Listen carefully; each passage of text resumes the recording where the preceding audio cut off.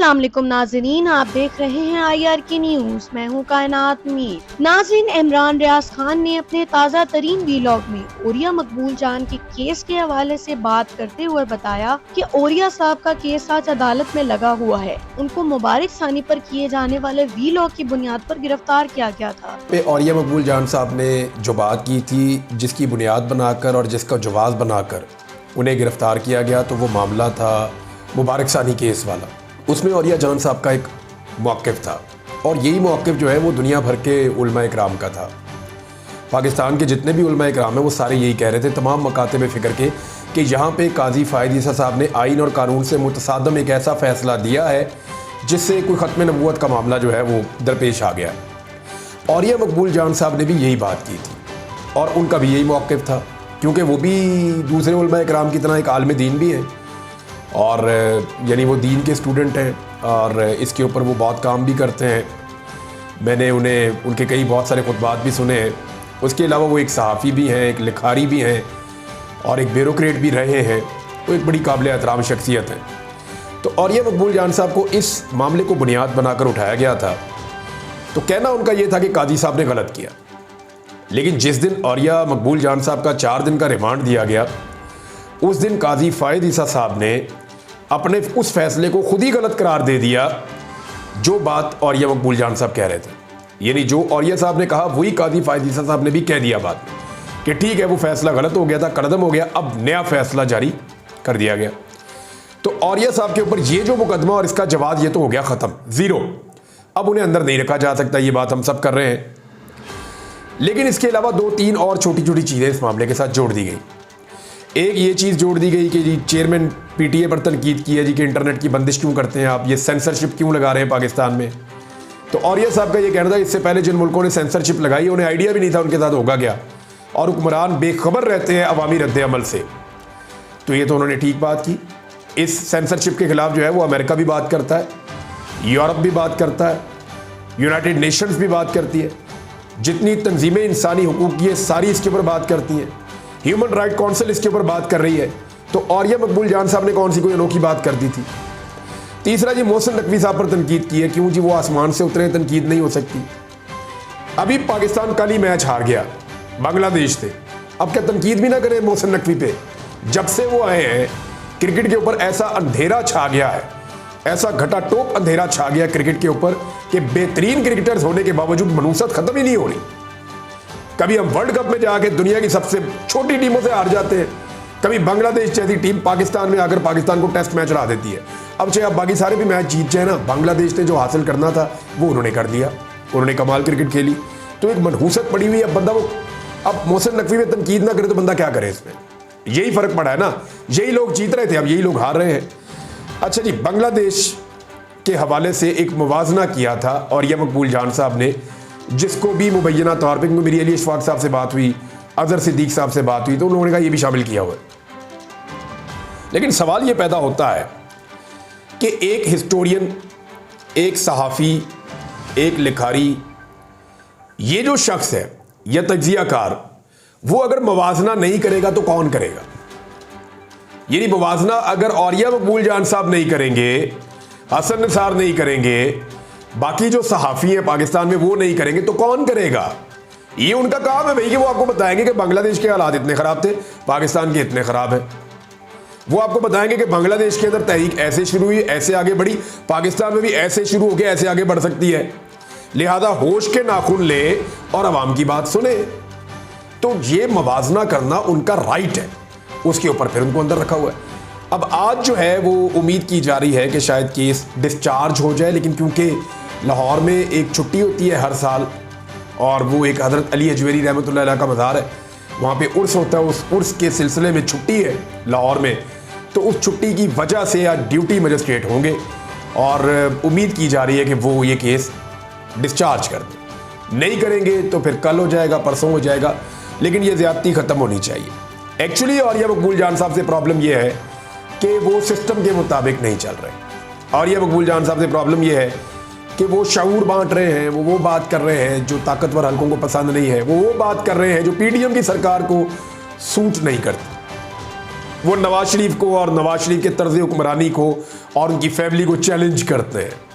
और ये जो पॉलिटिकल एलीट है, इनको चैलेंज करने वाले हर आदमी के खिलाफ कोई ना कोई कार्रवाई होती है। नाज़रीन, उसके बाद उन्होंने कारसाज एक्सीडेंट केस पर बात करते हुए बताया कि नताशा बीबी को निजाम की जानिब से इस वक्त भरपूर मदद दी जा रही है। देखने में ये आ रहा है कि निजाम नताशा के आगे बेबस दिखाई दे रहा है। उनकी मुलाकातों पर किसी किस्म की भी कोई पाबंदी नहीं है, जबकि उनको जेल में भी हर तरह की फैसिलिटी दी जा रही है। जेल में वो लोगों को रिश्वत देती फिर रही है और उनको पानी पिलाने की एवज भी उन्होंने एक बंदे को 50,000 की टिप दी। उनके और उनके खानदान को VVIP प्रोटोकॉल दिया जा रहा है। उनका खानदान AC वाले कमरों में आराम से जिंदगी एंजॉय कर रहा है, जबकि वो 6 लोग जिनको नताशा ने अपनी गाड़ी तले रोन दिया था, उनके खानदान तबाह बर्बाद हो गए हैं, मगर उनको कोई पूछने वाला नहीं। हुकूमत की जानिब से उनके लिए कुछ भी नहीं किया जा रहा। इमरान रियाज ने तो ये तक भी रिपोर्ट किया कि मुख्तलिफ सहाफी इस चीज को रिपोर्ट करते हुए नजर आ रहे हैं कि जब हम नताशा की फैमिली से कांटेक्ट करने की कोशिश करते हैं तो कहीं और से कॉल्स आ जाती हैं कि आपने इनको तंग नहीं करना, इनके पाकिस्तान पर बहुत ज्यादा एहसानात हैं। नाज़रीन, इस पर इमरान रियाज ने कहा कि पाकिस्तान की तबाही की वजह यही निजाम है जिसमें अमीर के लिए अलग और गरीब के लिए अलग कानून है। अगर यही हरकत नताशा की जगह किसी गरीब ने की होती तो निजाम उसको रोन देता,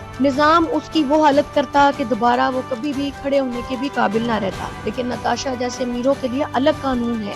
6 बंदे रोंद कर भी नताशा और उसका खानदान अयाशी से जेल में बैठे हैं, जबकि वो 6 खानदान तबाह बर्बाद हो चुके हैं। पाकिस्तान की दरअसल तबाह होने की वजह ही रूल ऑफ लॉ की कमी है। नाज़रीन, उन्होंने कहा कि अमेरिका और बरतानिया आज दुनिया की सुपर ताकतें सिर्फ इसी वजह से हैं कि वहाँ पर रूल ऑफ लॉ है। अगर कोई ताकतवर भी जुर्म करता है तो उसके लिए भी वही सजा है, और जो गरीब जुर्म करता है उसके लिए भी वही सजा है। अमीर और गरीब का फर्क किए बगैर सजा मिलना ही मुल्क की तरक्की का बायस बनता है।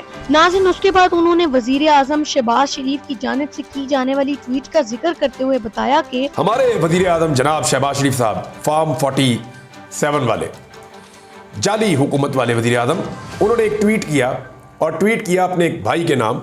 भाई उन्होंने कहा है, वो तो नहीं भाई समझते मेरे ख्याल में, लेकिन फिर भी ट्वीट किया, मैं अपने भाई शेख मोहम्मद बिन जायद को दिल की गहराइयों से मुबारकबाद पेश करता हूँ।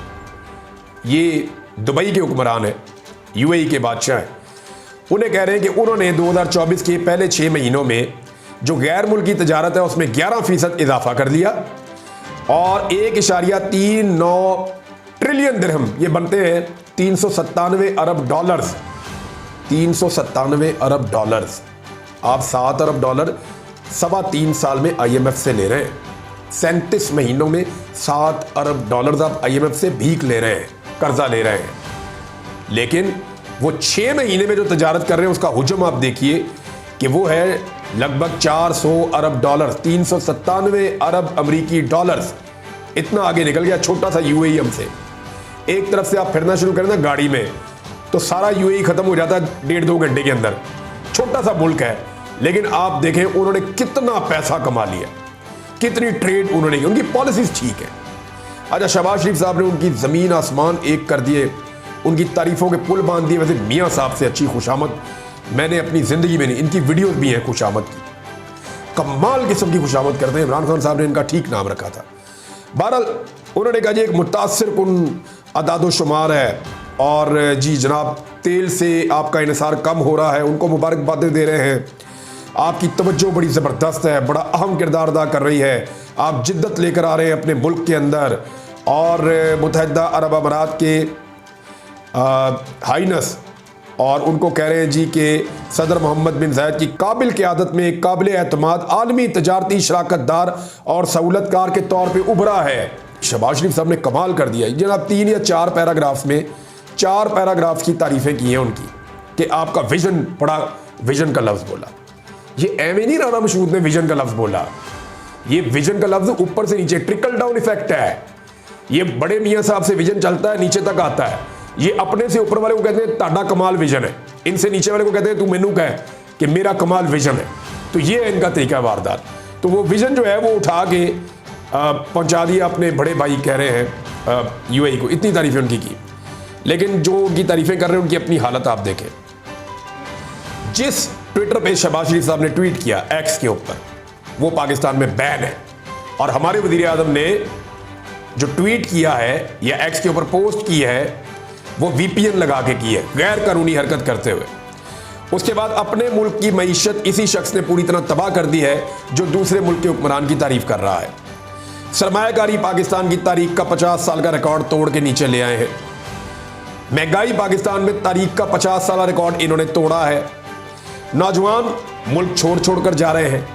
जो नौजवान अपने जोरे बाजू के ऊपर फ्रीलांसर्स के तौर पे पैसा बना रहे थे, इंटरनेट को तबाह बर्बाद करने के बाद, बहुत सारी एप्लीकेशंस पर पाबंदियां लगाने के बाद, एक फायरवॉल इंस्टॉल करने के बाद, बुनियादी इंसानी हुकूक जो आपको मिलते हैं सोशल मीडिया के इस्तेमाल के लिए, उनको छीनने के बाद उन नौजवानों का कारोबार भी इन्होंने तबाह कर दिया। नाज़रीन, उन्होंने मजीद कहा कि सरमायादार मुल्क छोड़कर बाहर जा रहा है। इमरान रियाज ने कहा जिस मुत्तहिदा अरब इमारात की शहबाज शरीफ तारीफ करते हुए नजर आ रहे हैं, वहाँ पाकिस्तान की लगभग 12,000 कंपनियां पिछले 1.5 सालों में रजिस्टर्ड हुई हैं। नौजवान भारी तादाद में मुल्क छोड़कर जा रहे हैं, जबकि स्किल्ड वर्कर्स की पाकिस्तान से बड़े पैमाने पर ब्रेन ड्रेन जारी है। हर इंडस्ट्री जो पाकिस्तान में लगी हुई है वो इस वक्त आहिस्ता आहिस्ता करके ठप होती चली जा रही है। बिजली हो, गैस हो, पेट्रोल हो, हर चीज गुजरते दिन के साथ महंगी तरीन होती चले जा रही है। उन्होंने ये सवाल किया कि क्या ऐसी सूरत हाल में शहबाज शरीफ का किसी दूसरे हुक्मरान की तारीफ करना बनता है क्या, जहाँ अपने मुल्क की हालत ये है कि लोग बुनियादी चीजें हासिल करने से महरूम हो चुके हैं। लोगों के पास आटा, दाल, घी के तक पैसे नहीं है। वहाँ पर शहबाज शरीफ साहब अपनी तर्ज हुकूमत को बेहतर करने की बजाय मुत्तहिदा अरब इमारात के हुक्मरानों की तारीफें करते हुए नजर आ रही हैं। नाज़रीन, उसके बाद उन्होंने अता तारड़ के एक अहम बयान के हवाले से गुफ्तगू करते हुए कहा कि इनकी पॉलिसीज की वजह से ये पाकिस्तान यहाँ तक पहुंचा है। अब एक जो स्टेटमेंट है वो अताउल्लाह तारड़ का है जी, ये बहुत इंपॉर्टेंट है, आपके सामने मुझे रखना है, क्योंकि बात हो रही थी हुकूमत की 2/3 अक्सरियत और आइन में तरमीम की। जब इन्होंने ये जॉइंट सेशन बुलाया था ना, तो बहुत सारे दानिश्वर, बहुत सारे सहाफ़ी वो ये क्लेम कर रहे थे कि अब ये करेंगे कानून साजी या आइन में तरमीम करेंगे। अब ये 2/3 अक्सरियत मैनेज कर लिया है इन्होंने, ये कहा जा रहा था। लेकिन 2/3 अक्सरियत फिलहाल मैनेज नहीं हुई और अभी नहीं है उनके पास। इसलिए अता तारड़ ने तो कह दिया, जो इंफॉर्मेशन मिनिस्टर है उसने कह दिया जी कि कोई नहीं हो रही, ये नहीं हो रही जी, हम नहीं कर रहे, अदलिया के अंदर किसी किस्म की हम अब तब्दीली नहीं करने जा रहे, कोई तरमीम हम नहीं करने जा रहे आइन में अदलिया के हवाले से।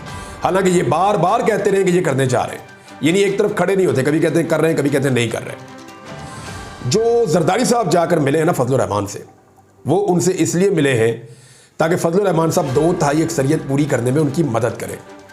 अगर फजलुर रहमान साहब उनके साथ जाकर खड़े हो जाते तो उनकी 2/3 अक्सरियत तकरीबन पूरी हो जाती और वो बहुत करीब पहुंच जाते।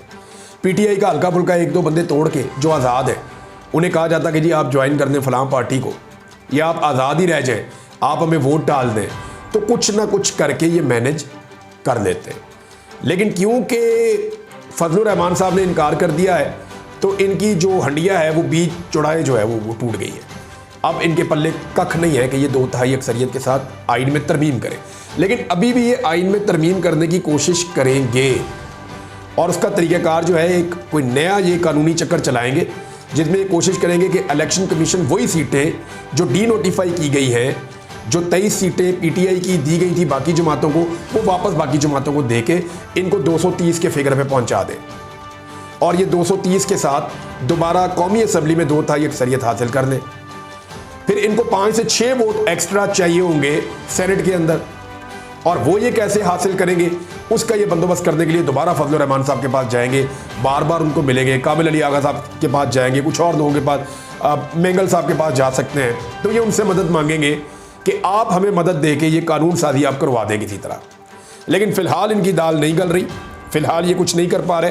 हो सकता है कि आने वाले दिनों में ये कुछ करने के काबिल हो जाए, लेकिन अगर ये करेंगे भी तो ये मामला जाएगा सुप्रीम कोर्ट ऑफ पाकिस्तान में, जहां अब तक की इतला और आदाद-ओ-शुमार के मुताबिक काजी फायज ईसा साहब अकलियत में है, वो अक्सरियत में अभी तक नहीं है। IRK न्यूज़ के दोस्तों, ये तो अब आने वाला वक्त बता सकेगा कि क्या ये हुकूमत 2/3 अक्सरियत हासिल कर सकेगी या नहीं। क्या ये आइन में तरमीम करते हुए अपने मकसद को पाने में कामयाब हो सकेंगे या नहीं, ये तो आने वाला वक्त बताएगा। नाज़रीन, महमूद खान अचकज़ई ने एक अहम बयान जारी किया जिसमें उनका कहना है कि पाकिस्तान में एक्सटेंशन के कल्चर को खत्म होना चाहिए, चाहे वो कोई जनरल हो, कर्नल हो या चीफ जस्टिस हो। पाकिस्तान में मौजूद एक्सटेंशन का ये मामला ही पाकिस्तान की तबाही की वजह बनता है। हर चीफ जस्टिस, हर जनरल, हर हर कर्नल आते साथ ही एक्सटेंशन के लिए जोर लगाना शुरू कर देता है। पाकिस्तान में अब इस एक्सटेंशन को खत्म हो जाना चाहिए और इस पर तमाम पॉलिटिकल पार्टीज कंसेंसस से काम करें। यही मसला पाकिस्तान का सबसे बड़ा नसूर बन चुका है। हर कुछ अरसे बाद बड़े ओहदों पर बैठे हुए लोग मुल्क को तबाह कर देते हैं सिर्फ अपने एक्सटेंशन के चक्कर में। लिहाजा अब ये सिलसिला हमेशा हमेशा के लिए रुकना चाहिए और पाकिस्तान को आगे बढ़ना चाहिए। नाज़रीन, ये थी इमरान रियाज खान के वीलॉग की अपडेट्स। अब तक के लिए इतना ही। देखते रहिए IRK न्यूज और अपने इस चैनल को लाइक और सब्सक्राइब करना ना भूलिएगा। दुआ में याद रखिएगा। अल्लाह हाफिज।